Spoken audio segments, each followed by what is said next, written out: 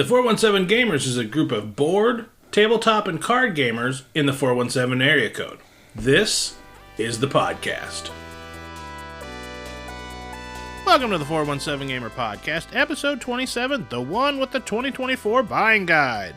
In the 4, Jess from Village Meeple joins us for this episode. We discuss 4 games that we've been playing recently: Agricola, All Creatures Big and Small with the extra buildings, Fliptowns, Aquatica with the Cold Waters expansion, and Wakanda Forever.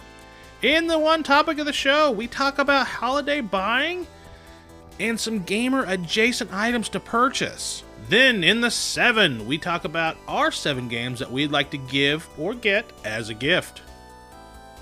Without further ado, the 417 Gamer Podcast.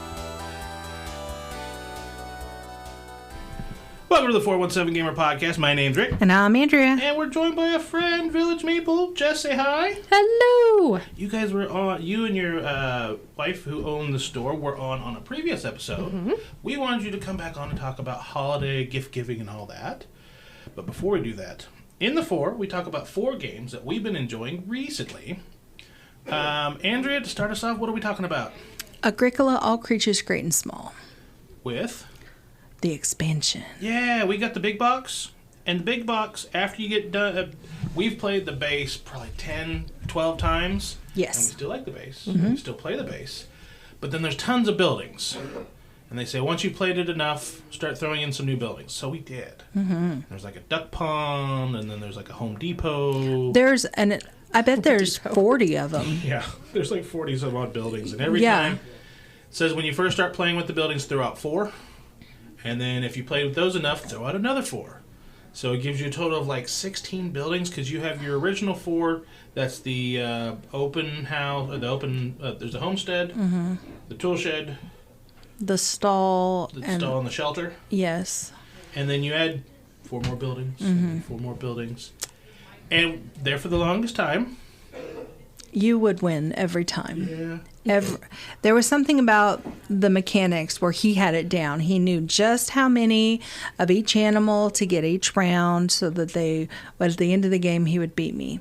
However, now the playing field is leveled. It seems like it. Because with the expansion, the tiles that come out, the way that they give points, I have a chance now. And the Home Depot saved you. It did. I think the duck pond saved her. It did also. There was also a fertility clinic or something, mm-hmm. where you only had to have one of an animal to make babies. So you're taking your cows to the fertility clinic, yeah. and now you got an extra cow each round, yeah. without needing the awesome. extra one? Yeah. So, every game we played with the added expansion, I have won. Yeah. So. Flips hair. Yeah. So we might have to go back down to the base. But oh, no, we're never going back. We love All Creatures Big and Small. It's worker placement for 2, and it plays extremely well. Mm-hmm. Another we need to look at playing is Targi, which we have the German language, because somebody was going to print me the cards in English, and I never got that. But we'll get the English copy version eventually. Sounds good. Jess, what have you been playing? We went to Meeple-a-thon in Kansas City a couple weekends ago, and at their flea market, which was a great time, we were talking about how we kept getting up from the games that we were supposed to be playing to go to the flea market, and we would go when it wasn't our turn. But I found a couple of great gems, one of which was Clank, which I know I'm late to the party. Clank is great. But another one that I found is Fliptown, and Fliptown is a flip and write instead of a roll and write. It's set in kind of a Western feel to it. The board's a little busy when you first glance at it, but it is just a really smart game. It uses just a deck of cards, and it'll flip 3 cards, and one of them you choose the suit, which tells you where you want to go, and then you pull a value card, and that tells you what you can do in that section, and then the third one is a poker card. So you're building a poker hand while you do these other things. So there's enough, and there's, of course, you can chain things together and add different bonus actions. The thing I've really been enjoying, which is different for me, is it has a great solo mode that you can do. And I'm not a big solo gamer personally, but this one, it's called Lone Gun, and it is a little bit of a campaign, like a 12 episode thing that you can do. Yeah. And I've been having a blast with that. So Fliptown's been probably the one I've been hitting the most lately. Awesome. Nice. We've also gotten Aquatica back to the table because the Cold Waters expansion and the Coral Reefs expansion. Coral Reefs came out at Gen Con, and the Cold Waters was getting a reprint around that time. We got them both in, and we got Cold Waters expansion to the table. It adds a 5th player, the white player, which is now the easiest player color to see out of all 5 of the player colors, because you had a dark reddish orange, a light orangish red, and then a blue that you couldn't quite see, and then all the purple mantas that are generic that you can gain throughout the game. They're hard to see, especially if you're on the opposite side of the board, trying to figure out what's the the +1, +2, and all that stuff. So you have to have somebody there that's willing to go fish through all the mantas to find the one you need. I think someone probably complained, and they're like, "Fine, we'll do white." Yeah, everyone could read that. Everyone can read the, It's true. And I think that actually dictates what player colors people want on that, because a lot of people have the player color they want to play. Ooh, I want blue, and they're like, I can read white. I'll be white. Yeah. Actually, white. There's a tribes board mechanic now. In Aquatica, it has a Concordia mechanic where you play a card to take an action. And as you're playing, you also have 4 little mantas off to the side that can supplement your turns to help you get resources, whether it's attack power, money power, or jostle your locations to get you stuff. During the regular game, there are 4 different goals. If you achieve one during your turn, you put one of your mantas up there, and that gives you less powers that you have. But once somebody has hit all 4 goals, the game ends. This changes to where the goals are gone. Now you have tribes. You have level 1 and level 2 tribes. Some of them have immediate effects and in-game scoring, and some of them have an ongoing effect and in-game scoring. So when you achieve what they want, because they have a cost, you put your manta down, and then other people can go there, but for every manta there, it makes that person in that tribe cost more to go to. Yeah. So that was interesting, and then the locations have 2 new abilities. Each time you have this board where you have the locations, and whenever they have little symbols, and when you want to use one, you move your card up and you exhaust that symbol, and sometimes it's money, sometimes it's getting one of your characters back. This added a magnifying glass or a mirror, which lets you copy any of the other abilities that you see in your locations. And then there was a mean one that shows a manta ray with an arrow, and it makes every one of your opponents flip one of their mantas over. Yeah. I'm actually glad that they are making expansions for this because we really like it. And the base game itself, I could see where if you played it frequently, you would learn all the cards. But this adds a lot more. Out. Yeah. So I'm glad that they are keeping it fresh for us because we really do enjoy it. Yeah, because about five games through, and all those characters that you buy to go in your hand for your action cards, you see them all, and so many times you can see, the turtle and the grabber, where you're like, what else they got? And then finally, we're going to talk about Wakanda Forever. We don't play a lot of co-op games, but at the end of a Thursday game night at a friendly local metagames, we got one of ours off the table, and I think it was Aquatica with the expansion. Miles in the group had Wakanda. We only had about 40 minutes because we had to go home and be there in time for a thing. I don't remember what it was. But Miles pulled out Wakanda Forever, and he said this plays in about 30, 45 minutes. It was interesting. We had never played a game with those particular type of mechanics, where someone is the Black Panther, and then at the end of every turn, you all vote to see if you like their leadership or if you want a challenge to be the Black Panther yourself. And then you have a roll off with dice to see if you get it. And it was really interesting. Yeah. You're all working together. Every round there's a new villain that comes out, and you battle that villain until it's defeated. Sometimes it might take 2 turns if they're a higher level villain. Like Ultron and Baron Zemo were tough. Yeah. Red Skull was easier than I thought he should have been.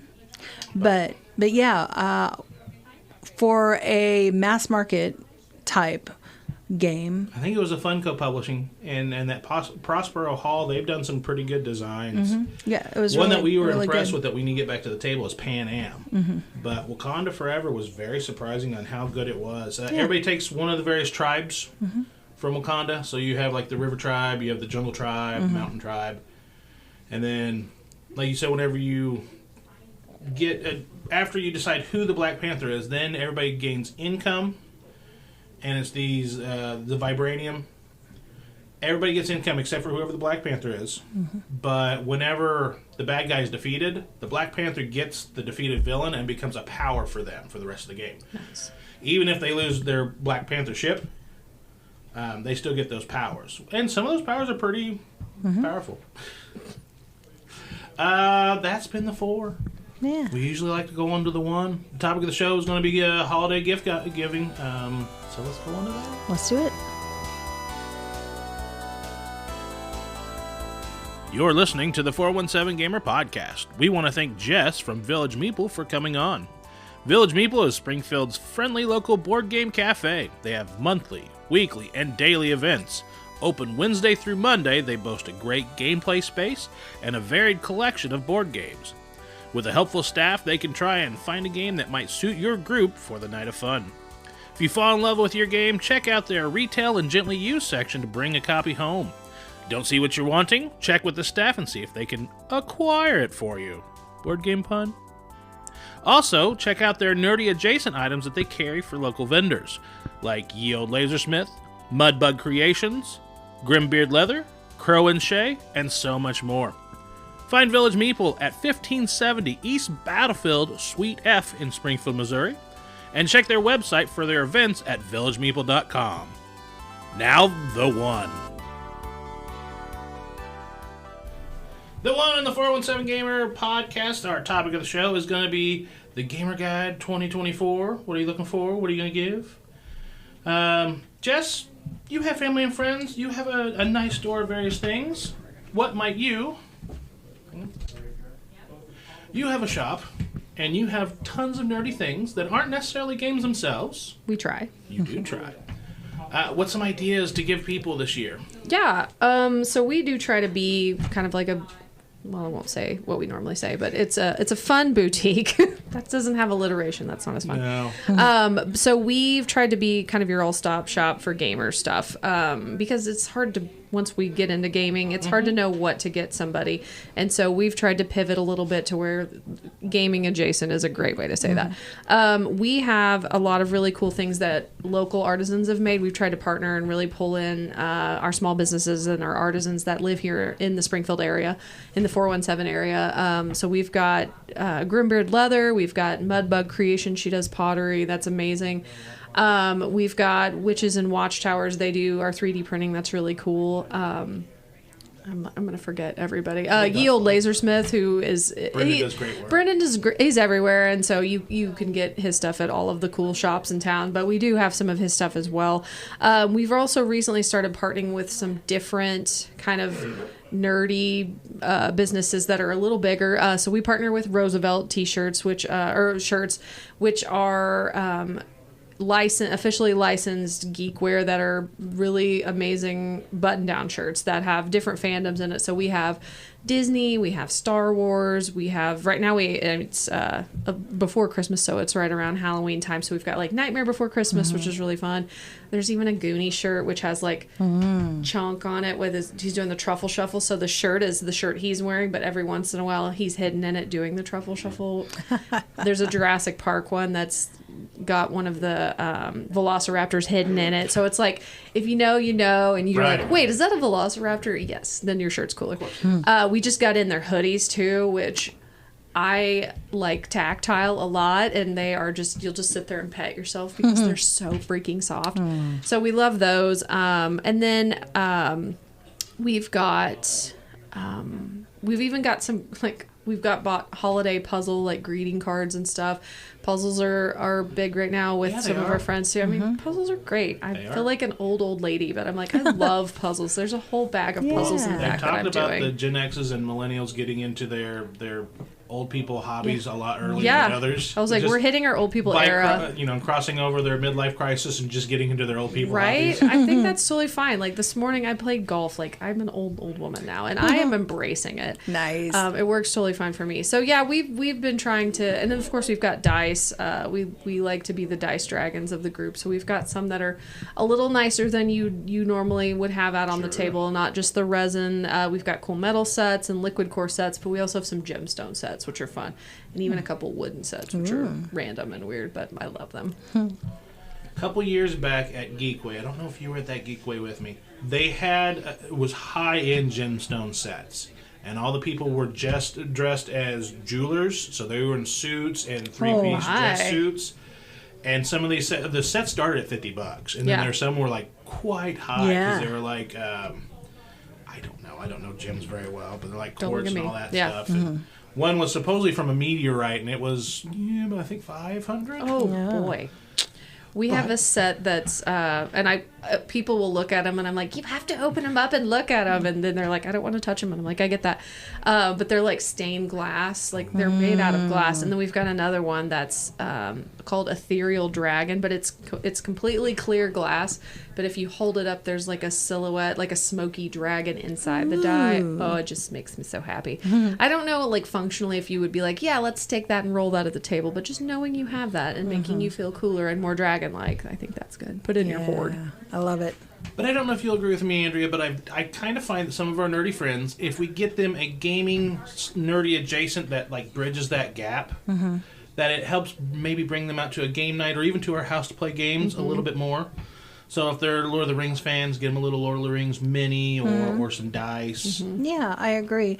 And it's also really hard even to shop for you because once a game comes out that you really want, you buy it. I do. Yeah, and then we're not good at waiting. And then I don't know what to get you. So the things that go along with your games, that's where the sweet spot is. We have I forgot to mention, like, honestly, the best thing to get a board gamer is a board game bag. So we have like the all play bags that are amazing, and honestly they're a pretty good price. We've got the standard one that's like $50, and then the premium one that's got the big shoulder strap and the different colors, it's $70. And then we've got their play mats, which are awesome. Like, I know you guys brought one even with you today. Like, we didn't know what table we were going to record on. No, that's fair. I was like, and you're on a play mat, so so those are awesome ones to get. We've got even little piece trays, which I don't know how people play without piece trays. Once you start that, like you're done. You're gonna have piece trays. We still have the muffin cuppy cups because they fit in our bags. There's so well. nothing wrong with that. That's still a piece tray. Like but people that just put them on the table, this could change your life. Right. Get a piece tray of any kind. And if you're somebody that likes to try and give games as gifts and you've fallen on your face too often, by all means go adjacent. Yes. I mean, there's also a set, I don't know if you guys carry them, there's like some gaming candles where when you light them they smell like a seaside or oh, that's cool. Like an old house or leather-bound books or stuff like that. So if you're a big D&D fan, or you just like ambiance when you're playing a game, you can light the candles and it evokes those scents. We do have candles that are made local here in town. She let me design the labels, and so I've put like punny and nerdy things on the front. Like one of them is, we'll trade this candle for 2 wheat, and then it's got like Catan things on it, or I love the nightlife, but it's spelled like the chess piece. So she let me be punny, which I had a great time. But her candles smell amazing. The best one is the scent is called Butt Naked. Yeah. And I'm not sure what is going on in her life that's what that smells like, but it smells great. It's like the best one. I'm gonna make you guys smell that before you nice leave. Yeah. Here, smell my candle. Smell my butt naked candle, Rick. All right. A lot of eye contact while we do it. He's like, I'm editing this out. No, I usually don't, because that's a lot of work. Only when somebody vamps a little bit too long and they're trying to think, and because I lately we have been asking our guests to do 4 segments instead of just like 2 or 3. I'd like to a little bit more with the people, and then we added that 7 questions with the person, and I'm like, oh. And then sometimes they have to vamp for a second. I'm like, all right, well, let's cut that down. Yeah. You can and ah for a second. Yes. Get it out of your system. Yes, get it out of your system, because we got to record. I don't know. As far as receiving the gifts, another thing is gift cards. Gift cards to your friendly local game stores or nerdy places. If you have a knitter, go to your yarn store. Yes. They will appreciate that more than you getting them a Walmart gift card, because good yarn is not cheap. Yep. So get them a nice gift card to wherever they might go get their yarn at. 100%. Gift cards always fit. Yeah. And your friendly local game stores or wherever they like to go. And I've heard people say, "Oh, a gift card, that's so impersonal." No, it's what I want. Yes, But you chose the place. Like, Yeah.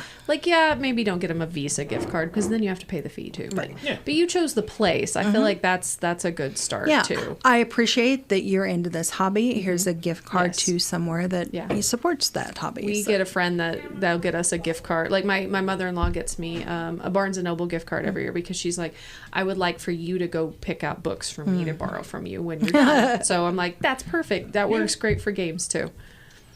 But yeah, I mean, one thing that I usually do for my dad around Christmas time or his birthday is I get him a new wallet, whether he wants that or not, but it's usually aligned with $10 gift cards for lunches. I know that's not nerdy, but you could kind of do something similar with your friends, especially if I don't Magic, but I have quite a few Magic friends that do. If you just get them a $10 gift card at all the stores that they go play their Magics at, Yep. you know, it's not a lot, but it's a little something here and there because most of those stores do sell beverages and snacks. If not buying them a cheap little, you know, whatever Magic card that they needed. I know most of the Magic cards they're going to buy is going to be a lot more expensive than that. But. I think that actually is a really cool idea that you could do if you're wanting to support your friendly local game stores. Getting like a $10 gift card at each of them, and then kind of because while we all have board games or we all have a thing that we do, we also are our own rainbow. We all have our own vibe that we're doing, and we'll all bring different things to the table, and we're all worth going to for different reasons. So I think that's a cool idea as well, as encouraging them to go to the different stores, maybe even some that they haven't been to yet, and seeing like, what's your shtick? What's the thing that you are bringing to the table that's a little bit different? That because we're not trying to all jump on each other's toes. We all have our own vision for what this looks like. So and it's really interesting because there's so many stores in Springfield now. there really is like, Yeah.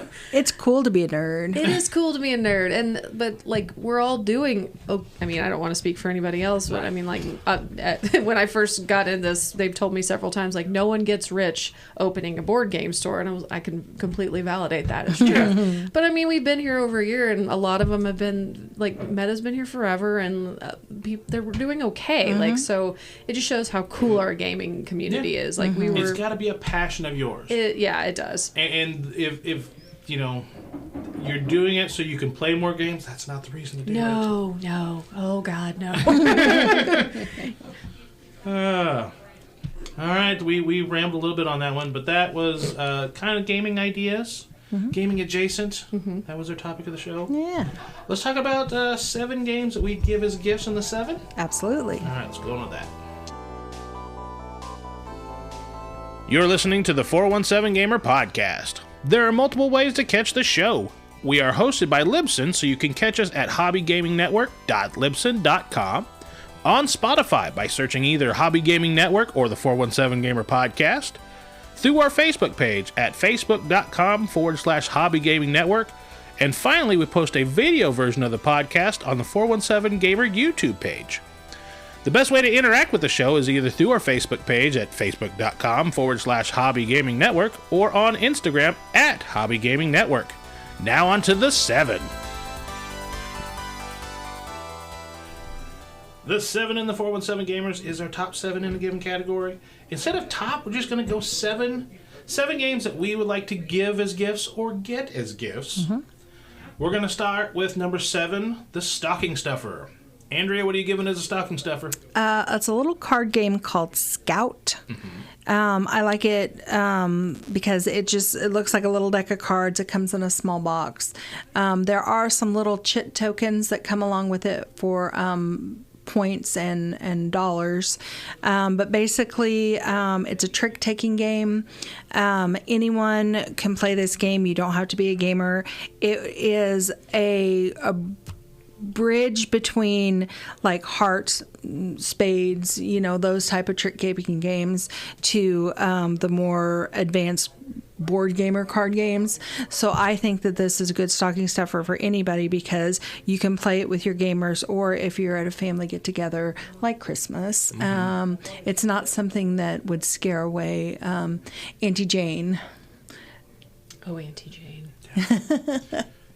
It'll frustrate her that she can't reorganize her cards, though. It's true. You can't. I love Scout. Jess, you're number 7 for a stocking stuffer. My number 7, I cheated a little bit because I picked a couple.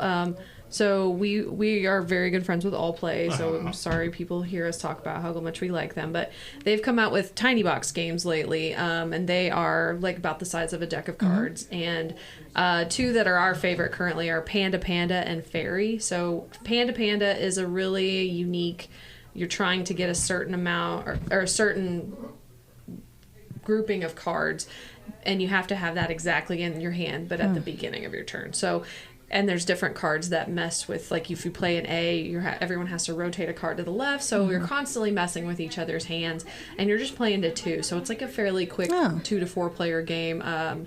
It gets a little spicy because I don't think I've ever played it and not called my friends and family and loved ones names, but that's just kind of how we play games. The other one is Fairy, and Fairy plays up to 10 players, so it's just like a little tiny game, but it plays so many players. And the cool thing about it is you can play it standing up. You have the score card. Your scoring mechanism is a card that you are pinching with your fingers, and you're moving it up and down depending on how you get it. But the game is basically a fancy version of guess what card's coming next. So you'll flip over a card, and maybe it's a 4 of clovers, and you'll 1, 2, 3 shoot, and you'll think, is it higher, is it lower, is it the same suit, or you think it's one of the fairies. And then based on what we flip next, you just move your score over like that. There's 3 fairies in the deck, and then if you actually manage to guess when the fairy's coming out, like everyone loses their minds. At Moon City Con, we brought that. It was in demo still, and we had a copy of it, and people were really loving it too. So those are probably the easiest stocking stuffers. Any age can play fairy, like any age, ability, whatever. Nice. And for those that follow the Village Meeple social medias, that's what your family played while you were gone at Meeple-a-thon. It's true. My number 7 for the stocking stuffer is going to be Marvel Remix. Marvel Remix has you start with a hand of 7 cards, and you're going to end with a hand of 7 cards. You are going to start with 6 remix cards and 1 villain. At the end of the game, you must have at least a villain and either a hero or a sidekick to score points. All the cards on the top left have a base score, and then at the bottom they have text.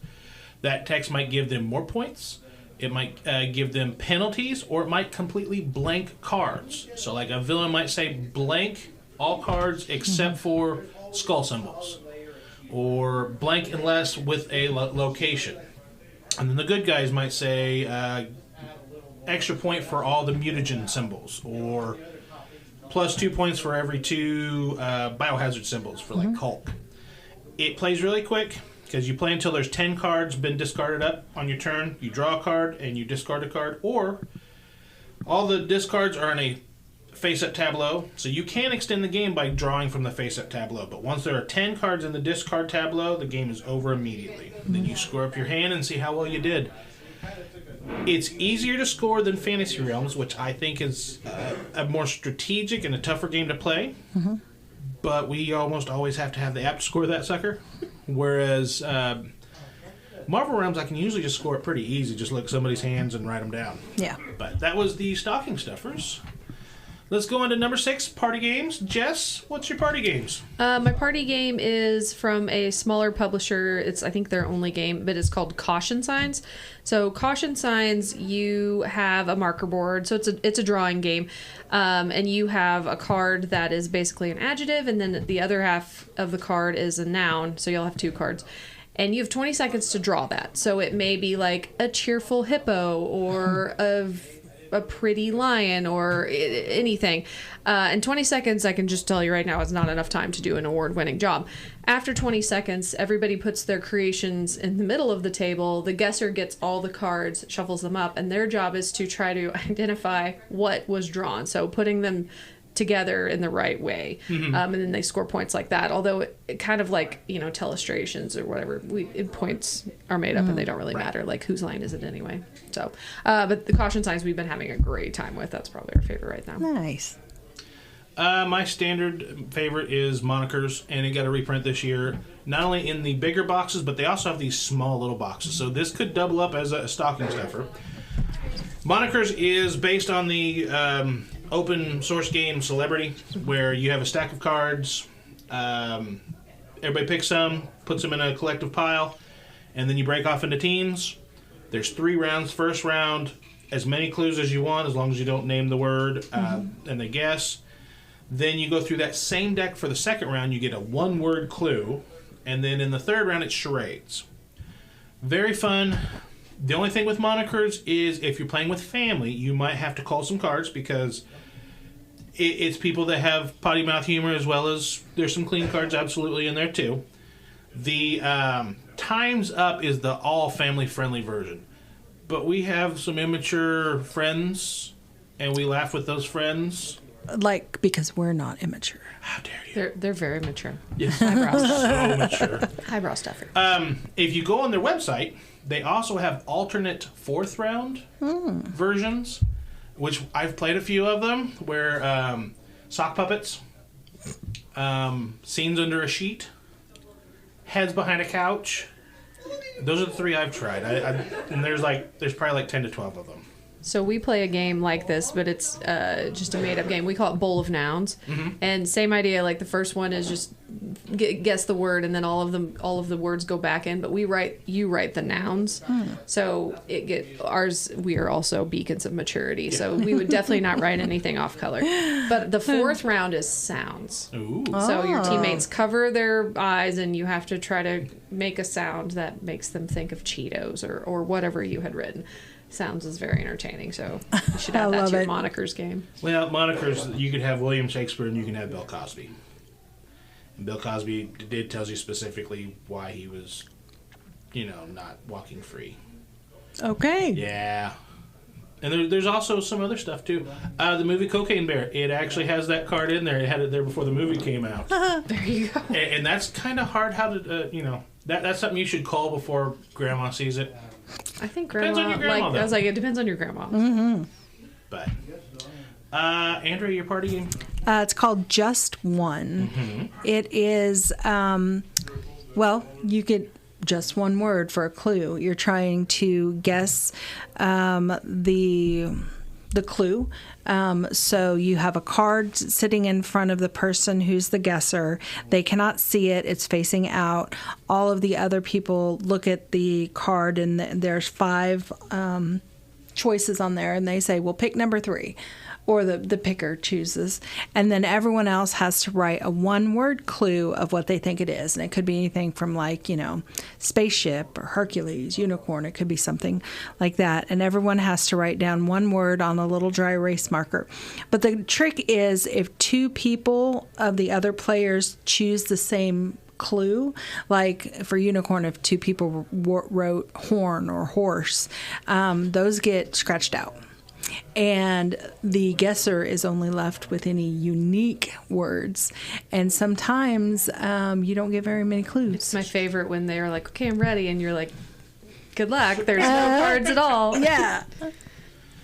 Number 5, we went with dexterity because we play a lot of dexterity. Mm-hmm. I went cheap. If I honestly was putting, you didn't write crokinole. I don't even know you right now. But we know how expensive a board is. We're getting it. We're getting from Mayday Games, so they're going to be good entry level boards. Yes. So we're getting those. That's awesome. Yeah, I'm excited because I just Castle Games, and they're so gorgeous. Yes, I was like, it will not be as pretty as yours. I have seen yours, but more affordable. But it will be more affordable. We'll have one to play at the cafe too, which nice. we'll probably keep behind the counter. Oh yeah. Befriend a woodworker in town, see if they can make you one. Yeah, and maybe put your logo in the middle of it. Stop it. Teasing her. Stop it. Yeah. So instead of crokinole, I put Rhino Hero. And it's not the Super Battle like the original Rhino Hero. It's a box full of cards, and some of the cards you fold at an angle to be walls. It plays very similar to kind of Uno. You have the cards, and they tell you the next person how they have to build their walls, but there's also some skips on there, and there's some other stuff. Some of them have a little rhino symbol. Wherever the Super Rhino is in the structure, because you're building a big card tower, the next player must take that rhino and by the end of their turn have placed it on that spot. If it tumbles, that person loses. So it's a one-person loses type game, which, because most children's games can be played this way, if you would like to play it with some libations, you can absolutely do that that way, and I've done it that way, and it's very fun. Andrea, your dexterity game. It's called Bino. It is a 2-player game. It looks like a little miniature soccer board, and it's got goals on each end, and you have a marble, and you get one flick to shoot your soccer ball or your marble towards the goal of the other player, and wherever it ends up, that's where it ends up, and then the other player, they get to flick it back your way, and you're trying to get it in the goal net, of course. But there are little metal pegs in the board that represent, the little soccer players, and there's no straight shot into the goal. You have to, like pool, when you do a bank shot, you have to try and figure out how to get it around. And it doesn't sound that great because I'm not the biggest soccer or football fan. Yeah. But man, once you play, it is addictive. Yeah. It's really fun. My mom's not a gamer at all. Mm-mm. But when Andrea and I first started dating, my mom came over and she's like, "What's this?" I'm like, "I'll sit down and play." My mom's like, "Ma, I don't usually she play doesn't game." know. Her and Andrea played like 3 games back. Yeah, she's like, "Oh, I want to go again." And I've won her over. Yes. Well done. Jess, your dexterity game. I kind of wanted, I've got a different one, but I am going to piggyback off of yours a little bit. Another HABA game is Animal Upon Animal, and that is like kind of reverse Jenga. You're trying to stack them on different animals on an alligator. The goal is to get rid of your animals. But it is one, it's probably marketed toward children, but it's one at the cafe that I hand mainly to adults. And it is also one that is very good with some libations. But the game that I had picked, we actually saw at Moon City Con, some other people playing it were like, "Hey, what's that?" Because it has the coolest table presence, is hibachi. So hibachi, you are trying to create different Japanese dishes, and you are basically chucking poker chips onto a board to try to hit the ingredients. The poker chips have different values underneath, so you're kind of trying to bid for that ingredient, and everyone's throwing chips and knocking yours off of there, and it's chaos. But it's just really fun, like kind of dexterity game with still some strategy if you can manage to throw your chip where you want to. And you get wilds for missing, but then if you get too many, then you get penalized for that too. So, but we really have enjoyed hibachi. Yeah. That brings us to number 4, the family and kids game section. Andrea, what did you pick for a family and/or a kids game? I chose Savannah Park. We love Savannah Park. It's a tile game. You start out with a board where all the tiles are flipped upside down, basically. And each player in turn they choose a tile to flip over, and everyone else has to flip over the same tile. But you can move it to a different location. Have to move it to a different location. And the goal of the game is you're trying to group your animals together. You're trying to get as many elephants together, rhinos together, ostriches together. And for every one animal of that species that's next to a watering hole, you get a point. So you're trying to configure how you're going to get the most points. And you can't get everything perfect. You're never going to get all the elephants together because some of the tiles have 2 elephants and an ostrich or something like that. So there's always going to be one ostrich. These run off with the elephants. One ostrich. But we have really enjoyed this, and the puzzle aspect of it is really for the heavier gamers, gets them interested. But it is a family weight game. And then we played the advanced variant where you have a lion that like kind of eats some of the animals, which is fun and funny too. But Jess, your kids or family game? Our kids, so we've got a 10-year-old and a 9-year-old, so I picked this one. It's not specifically a kids game, but we played it also with my parents and the kids, so kind of multi-generational. Sure. Is Trio. So Trio is the first game out from Happy Camper, and it's just a really easy, fun card game. The art on it, the colors are really vibrant, but there are 3 numbers in each. It's 1 to 12, and there's 3 numbers of all of that. Everybody gets cards. There's some cards in the middle, but it has like a memory component to it because on your turn, you're asking any of the other players, like, Rick, what is your highest card? And Rick would show me his highest card, and then I'd be like, Andrea, what's your highest card? And she would show me hers, and if they're the same, that can keep going. If they're different, then we all know what we know, and we move on.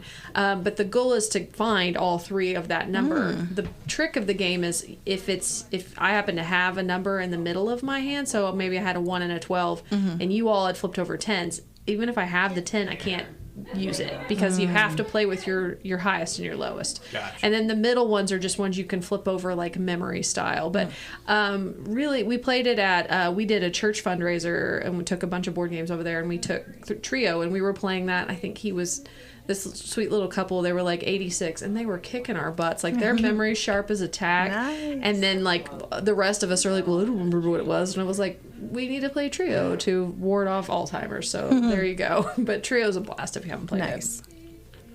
it. For family and kids games, I went Sushi Go Party. Solid. And we're going to bring that to our cruise because we saw the game selections on our cruise ship. And we're like, It's not good. it's not. So I think we're going to take it and just leave it there along with a couple others. A gift for you. In the game room, yes. So Sushi Go Party is a drafting game that simulates the little sushi boats as they pass you by, and you can pick a piece of sushi, and that's what you get for that little turn. Yeah. At the end of the round, you count up whatever you had, like nigiri score, their face value, maki rolls score for whoever has most maki rolls in second. You have tempura that score in pairs. You have sashimi that score in triplets. You have pudding that doesn't score until the very end. Freaking pudding. I know. Then in Sushi Go Party throws even more of those ingredients. There's eels, there's green tea, there's boba. Then I think there's also some promo cards you can get through BGG.com. But the rule book tells you how to make it just dead simple or make it more complicated. So if your family's tired of playing the easy version, you can ramp it up. But if at the holidays you want to make it really, really simple to play, put it out there. Because the original version I thought was really good, but the one hang-up that people had was chopsticks. Explaining chopsticks to people was a little complicated, and a lot of people just avoided using chopsticks, period, because they didn't understand the rules. Which is too bad because they're very powerful if you use them at the right time. But with the party version, it's already has like 8 or 9 presets, and they have names for the little dinners like desserts only or lunch buffet or something like that, and it sets you up how easy or hard you want to play it, and it plays up to 10. Yep.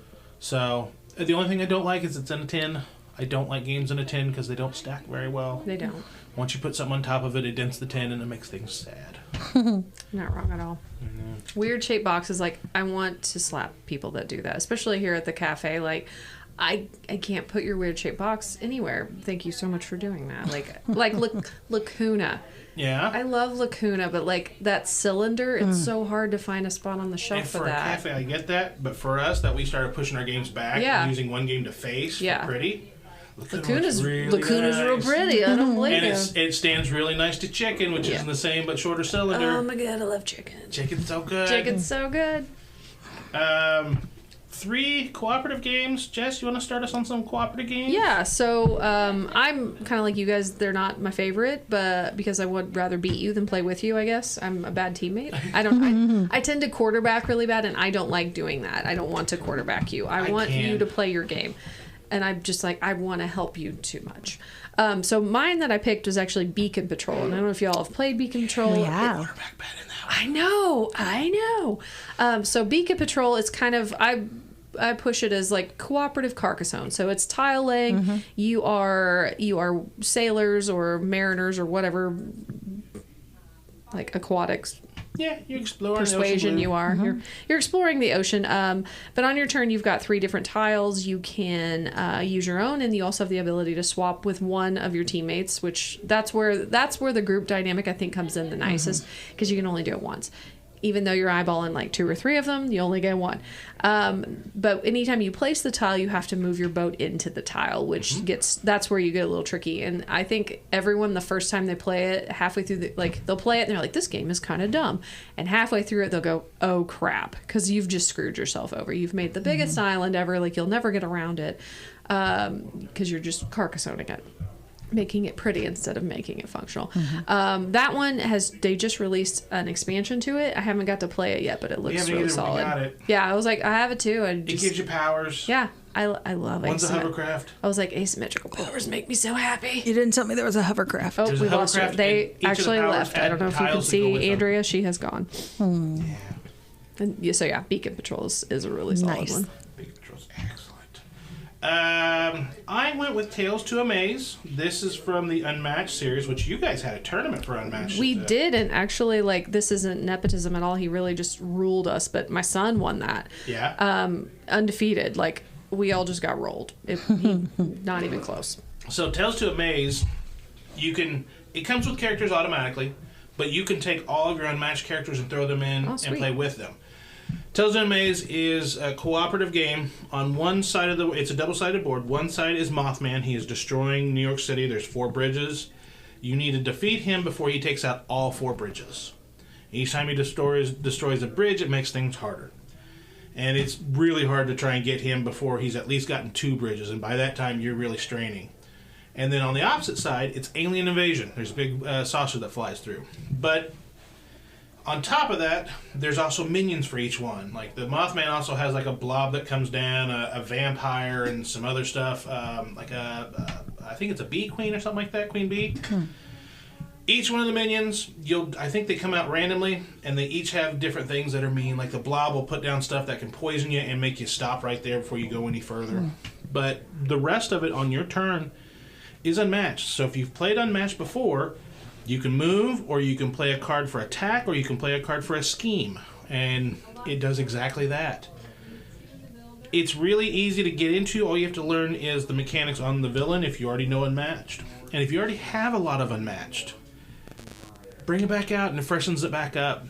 In fact, they have a Kickstarter while we're recording this that'll be done for Ninja Turtles, which has a cooperative element to it. Nice. The minis on those look awesome. I'm like, 9-year-old Jess is just I think really we're going to wait for the life. retail because we don't need a $250, $300 all-in pledge. Yeah. Andrea, cooperative games, what you thinking? Pandemic. There are several different versions of Pandemic, which was actually the first co-op game I'd ever played. Me as well. And it was, it's difficult. It's difficult. Very hard. And actually first played this in 2020 during the pandemic.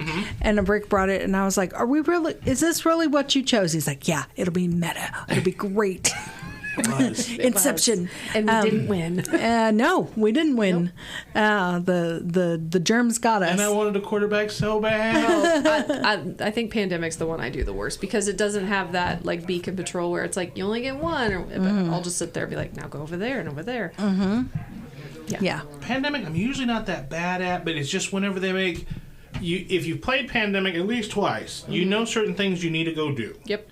If you see like cubes piling up, go to them. Go to them. And then when we were playing, I was playing with her brother, and I think his fiance or girlfriend at the time. And like they're running away from the cubes, like I'm like no, you gotta go to the cubes, go get them. And we didn't lose it on legendary or hard. We lost it on super simple. It's okay. No, it's not. It's not okay. It hurts my feelings. It's terrible. Pandemic was also the first legacy game we'd ever played. Like season 1, it's so good, and then season 2 was not very good. I didn't play season 2. After about halfway season 1 through was so good. It was so good. But we haven't done 0 at all. The group I played season 1 with, we all kind of split up. One of the people moved down to Joplin. Another one was changing his law practice and had different hours. And another person got a new job, so they started working nights. So the 4 of us that were playing had changed what we were doing in life. So I was like, I don't know that I even want to go on to season 2 if I can't play with those people. You're good. We had the story. Yeah, just be good with season 1. Season 1 is amazing, and if you haven't checked it out, yes, it's expensive, but it's a blast. You will love it. Nice. But that was also after playing the Pandemic with her and her brothers when I was like, I'm not playing season 1 again. No. That's fair. Once is enough, but one time is glorious. Let's see here. That brings us on to 2, which is 2-player games. I went with Agricola, All Creatures Big and Small. We play the crap out of it. You can I recommend the big box. Just go ahead and get it. It's only a little bit more than the base. It comes with extra buildings, and we played 10, 12 times of just the base game before we even went on to the specialty buildings, which Andrea's happy we did if you listen to the one. I think we could just go back to the base game. But there's so many buildings we've not even touched. We've probably seen 8 of the new buildings so far. And there's so many new buildings to try out and to change your strategy completely. There's some new buildings that you probably need to go and get in the first couple rounds. Whereas usually our base strategy was set up your fields, get a stall at the top left, put some fences, and get some animals and go. Get resources when you can, where you can. Because that other person's going to take them. But Agricola All Creatures Big and Small is a Uwe Rosenberg. It is very, very well designed. He likes his animals, and he likes them so much that sometimes you do too. Yeah. Andrea, your 2-player game. Splendor Duel. Yeah, we didn't even know we needed a Splendor Duel when this came out. Yeah. No. As a matter of fact, I think you poo-pooed it for when I said we should get it, and you're like, yeah, we don't need that. Yeah, because we played Splendor at 2-player, and we're like, this is still pretty good. Yeah. Yeah. No, when you play Splendor Duel, it just ruins Splendor for you because Splendor Duel's so much better. It really is. And we play this. We used to play our go-to 2-player game was Patchwork. And we have many versions of Patchwork. But Splendor Duel really takes it to another level because there's more than one pathway to victory. Because if you're going for the crown strategy to try and get 10 crowns to win, no crowns might flip up for, several turns. And so then you have to pivot and try a different strategy. So, yeah, it's more crunchy, there's more to it. We like it. I like the puzzle component to collecting your gems rather than just being like, I'll take those greens. Like, I like that you have to try a little bit to get your gems. Yeah. Jess, your 2-player game? I went with Onitama. So when we have people that come into the shop and they're like, hey, do you have chess? And I'm like, we don't sell chess because chess, like a good chessboard, they're so expensive. And you got to find the right person. So we don't sell them. But I'm like, we don't have chess. But have you tried Onitama? Because Onitama, if you've not played it, it's very chess-like, but more simplified for entry people. So in Onitama, you've got 5 pieces, 4 students and 1 master, and then it's set up just like a chessboard. The difference is you will have 2 cards in front of you, 2 cards in front of the other player, and then 1 card in between you two, and those are going to be how you can move your pieces. You can see what the other person is going to be able to do, so you can plan ahead for that too. But once you choose your card, make your move, you switch your card with the card in the middle. So now, next round, they'll do the same thing, and now they have your card. And so you're sharing 5 cards for the whole game. It has a lot of replayability because there's probably 30 cards in there on how you could move. And so you win by either capturing the master or getting your master to sit on their throne. So a couple different paths to victory as well in that. So we really like Onitama. Yeah. I want to give one extra mention on the 2 players. We play Czar a lot. It's an abstract strategy game from the Gift Project. It's got a gridded line system. You put out pieces, and there's black versus white, and they'll have a solid color. They'll have a color that has a ring, and then they'll have a color that has a ring and a dot. On your turn, you must do a capture, and on your second turn, you can either do another capture or you can improve a piece by stacking it on top of another piece. When capturing, you can capture anything your size or smaller, and there's 2 ways to win. Either eliminate all of one type of your opponent's pieces, so either all their solid colors, their rings, or their dots, or make it to where they can't capture on their first play. Nice. It's a thin box game. The board doesn't look like a whole lot, but it is a very addictive abstract strategy that Andrea and I pulled out. We played it quite a few times.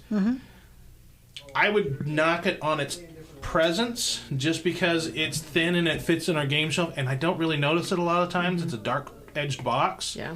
Until I'm pulling out other games, like, oh, we haven't played this since We should go back to that, So yeah. we bring it out, we play it like 4 or 5 times, and it goes back on the shelf and hides itself for the next 3 to 6 months. It's the gift that keeps giving. It is. Number 1, a strategy game. This is, I think, what all 3 of us like. Something that's crunchy strategy. We wouldn't necessarily give this to a whole lot of people, except for the people that we know are gamers. I'm going to start us off. I'm going to do Lost Ruins of Arnak. So good. This is Indiana Jones, the board game-ish. It's a little deck buildery. You start with a little deck of crummy cards that can give you some movement and let you do some things. You're going to try and buy some cards to get your deck up, but you're also going to move your little meeples out to the little excavation sites so you can find new areas, fight monsters, get points, and then you're also going to do some research on the side and move your little markers up and get points. But I also picked this because there's 2 expansions. One is Lost Leaders, and one is like Lost, or one is Leaders. Missing the other one's Expedition. Missing Expedition, something like that. The Leaders, the base game, everybody's the same. The Leaders gives everybody a little power to change them a little bit, and it also changes the research board on the right side. So if that's getting stale for you, it changes that up. The second one gives a co-op module and gives you a couple more extra characters. So if you're somebody that likes to give something and then gives you an excuse to give them an extra gift the next year, buy all of it. Yeah. Give them the game 1 year, and if they like it, then give them the expansion each subsequent year. And if they don't like it, you keep it for yourself. Yeah, and you wait for the expansions to go out of print, and they'll go up in price. That's true. Andrea, your strategy game. Arc Nova, also with expansions. We played the heck out of this when it first came out, and I am glad that they're still doing expansions for it, and promo cards and such. It is the... my friend saw this game. She's like, "Oh, what's this about?" And I said, "Oh, you're building a zoo." And she's like, "Let's play that." But she was a super light gamer, and after about You were 2 like, turns... no, sweet Pete. Yeah. There's a lot... Takes you like half an hour to set it up. Right, let yeah. alone play it. There's a lot going on here. If you like the harder engine building, like Terraforming Mars style games, take a crack at this one. And if you already have it and you're stale on it because you're like, I've been there, done that, grab the expansions. Yeah, the Marine Worlds expansion, and they just brought out their second map expansion at Essen, so we're looking for that to come stateside, and we're going to add that to our collection. Yeah, that's awesome. Jess, to finish us off, what is your strategy game recommendation? My last one, I kind of went with a random one that I thought maybe people hadn't got out because it's come out in the last couple months, and then I thought maybe that might be a good one to add for new gamers that haven't seen it yet. But it's Metro Runner from Thunderworks. Metro Runner is so Thunderworks, they do cartographers and that's kind of their genre. Metro Runner's a pretty big departure from that in that you are like a cyber hacker basically, and you're on a train. The train is moving around the board. The thing I like about this game is that it adds in components of games that you know already and weaves them in beautifully to where you pick it up quickly. So when Sarah and I play games together, she is always like, okay, what does this play like? Because we've started playing enough games that she picks up mechanisms better. If I'm like, oh, when you do this, it's like this game. So Metro Runner, best explained, you're part of the game, you are picking up resources, like resource cubes to complete cards. So that's your Lords of Waterdeep component, which we all talk about how much we love Lords of Waterdeep. So that's very familiar to you as well. Then it has a little bit of a kind of like a Gizmos engine builder at the bottom. Some things will get you, I always call them coupons, like, oh, I don't have to pay as many cubes for this, or whatever. It'll get you powers and you're moving up on a track while you do that. And then the third thing, you can, at some points in the game, you can hack, and that part feels like Shifting Stones to me, which if you haven't played Shifting Stones, it's a great, easy, cheap puzzle game. Like, you guys would love it. I'll teach it to you. But you are moving around. It's a 3x3 grid, and you're trying to connect one line to another, and you're just manipulating the pieces to try to connect the dots, basically. So it's very Shifting Stones, but it has enough different ways to victory that I always love those games where there's multiple ways that you can go about it. That way everyone's brain fits well at the table, because everyone takes different strategies to it. And if the game is like, well, we're trying to get to X, well, the person that's better at getting to X in their brain will do that. Yeah. But this game, there's lots of different ways you can go about it. Like, if you're great at puzzles, why don't you just sit there and hack all the whole time? But if you're like, I'm really good at resource collecting and planning my next moves, you can do that instead. So that's what I like about Metro Runner. It's different enough because it weaved in pieces of things that you knew. Yeah. Nice. I gave an honorable mention for Czar. Andrea, would you like to give one more honorable mention? For any particular category? Anything that's on the top of your head.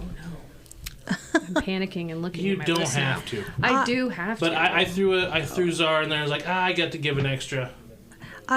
Once I said Patchwork, that we hadn't played it in a while because we've been playing so much Splendor Duel, I was like, oh yeah, we should play a little Patchwork. We should go back and hit a Patchwork. All right, so you recommend a Patchwork? Yes. What is Patchwork? It is a tile laying game where you're making a quilt. The little pieces are like little Tetris pieces that you're fitting together. You gain income through how many buttons are on your little piece of fabric that you put on your quilts, and then you use those buttons to buy more pieces to finish your quilt. Mm-hmm. Patchwork's one of those themes. Like, it took me a while to do Patchwork because I don't quilt, so that theme really wasn't doing it for me. But Patchwork's like a super solid game, and it's funny when you play. Like, my dad just destroys all of us at Patchwork. Like you were talking about, like, he wins every time. Like, anytime we get close to him, it's a family celebration. Yeah. Like, I almost beat him. Oh my gosh. Yeah. What a great day. And I still don't feel like anybody's done a 4-player Patchwork very well. I've played Barron Park. I've played New York Zoo. We love Arc Nova, and there's an aspect of that kind of with some of the pieces. But every time I hear somebody saying, oh, this is like 4-player Patchwork, and I play it, I'm like, no, it's not. No, it's not. Like, I don't know what it is about it. Like, it just sits the best at 2. Yeah. It really does. Jess, do you have an honorable mention? Well, I'm cheating off of Andrea as well, but we mentioned Lords of Waterdeep, and Lords of Waterdeep is an excellent game. It's kind of gateway worker placement. You are different lords of Waterdeep, so it's got a Dungeons and Dragons feel to it, but you don't have to know anything about it. But if you do, you appreciate some of the locations. That's really it, and some of the flavor on the cards, I guess. But you're moving around to collect they're little cubes, but they're supposed to be adventurers and to complete your quests. But the thing I was going to say it's a great game. It's been out for quite a while. The expansion is a must-have. Like, I'm not a big expansion person because we have enough games that I need to learn here that I don't get a chance to play them enough to need an expansion.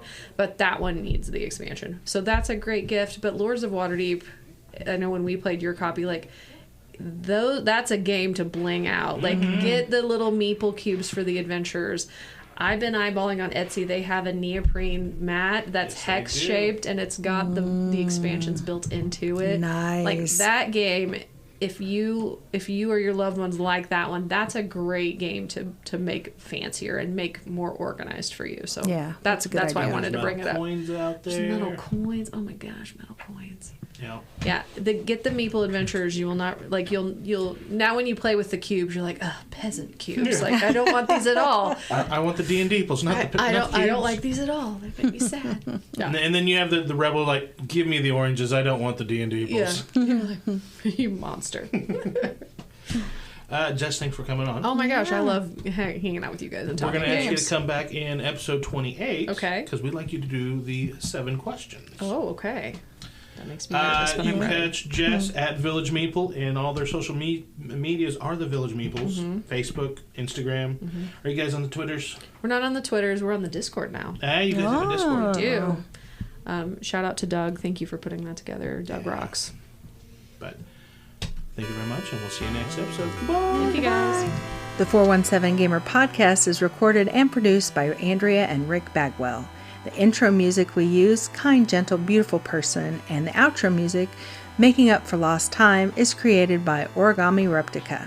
For links to our show notes, the music, and guest links, head over to our Facebook page at facebook.com/Hobby Gaming Network. Until next time, keep gaming in the 417.